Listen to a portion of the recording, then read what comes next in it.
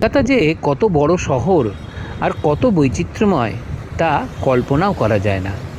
বঙ্গীয় সুর সঙ্গীত কেন্দ্র পরিবার একদিনের ভ্রমণে বেরিয়ে পড়েছিলাম নিউ টাউন ঘুরে দেখতে। কত যে অপূর্ব সুন্দর জায়গা দেখলাম তা আপনাদেরও দেখাতে খুব ইচ্ছা করছিল। তাই এবারের প্রচেষ্টা অজানা অচেনা সেই সব স্থানগুলি পরিবেশন করা আপনাদেরই জন্য। ভাগে ভাগে আমরা তুলে ধরব সেই সব অনিন্দ্য সুন্দর স্থানগুলি।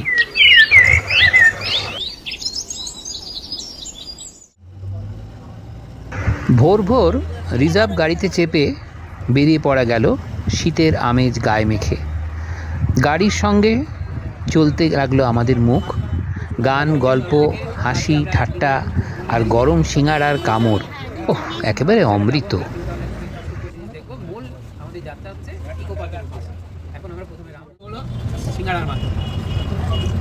প্রথমেই গেলাম ইকো পার্কের অদূরে এক অনুপম সুন্দর রাম মন্দিরে।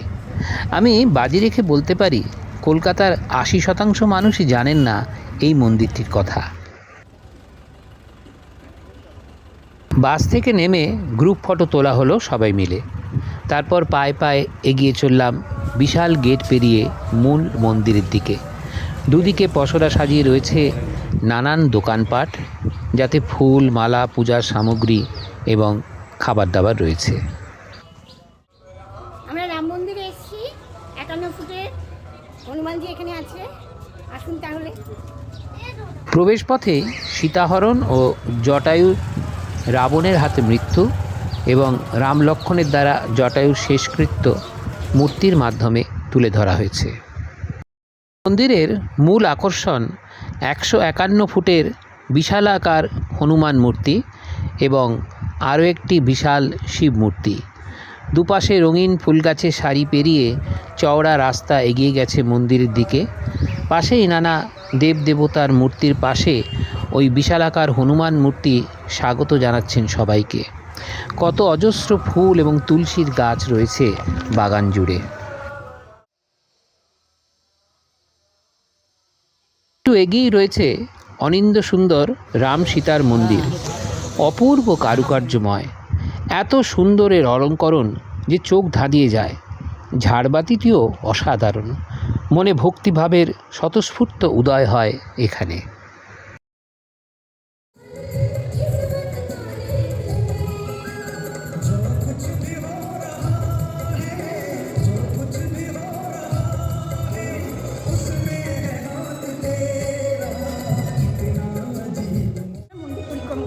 ইকো পার্কের ৫ নম্বর গেটের ঠিক বিপরীতে সামান্য দূরত্বে অবস্থিত এই অপূর্ব সুন্দর মন্দিরটি সকাল ৬টা থেকে দুপুর ১২টা আর বিকেল ৩টে থেকে রাত ৯টা পর্যন্ত খোলা থাকে।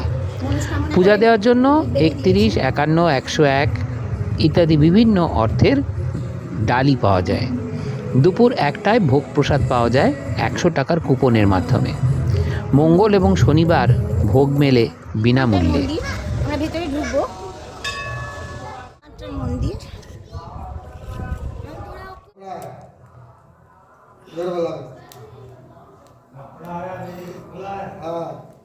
उधर वाला में हाथ डालिए ना, খুশি মুখ আছে, এই ভিতর দিয়ে গেলে মন্দির ওপরেও দেওয়া আছে। চলুন উপরে। তাহলে খুলবে মন্দিরটা, কাঁচের মন্দিরটা।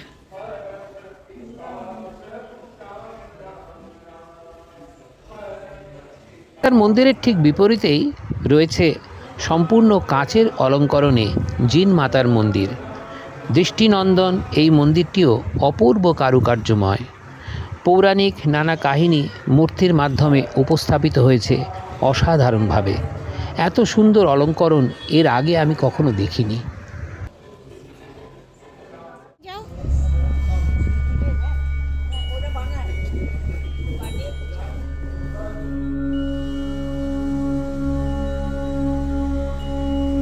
ধ্যানরত মহাদেবের মূর্তির কাছেই আছে পার্বতী, কার্তিক, গণেশ, লক্ষ্মী, সরস্বতী এবং নানা দেবদেবীর মনোহর মূর্তি।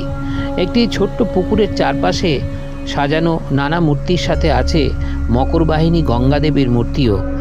নাগরাজের মূর্তিও অসাধারণ। এখানে হনুমানজির কাছে মানত করার ব্যবস্থাও রয়েছে।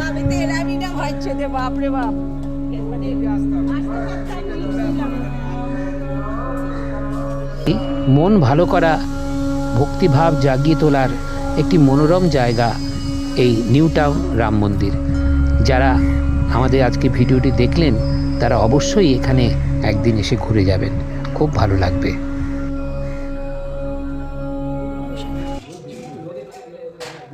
না নিয়ে যাক নিশ্চয়ই।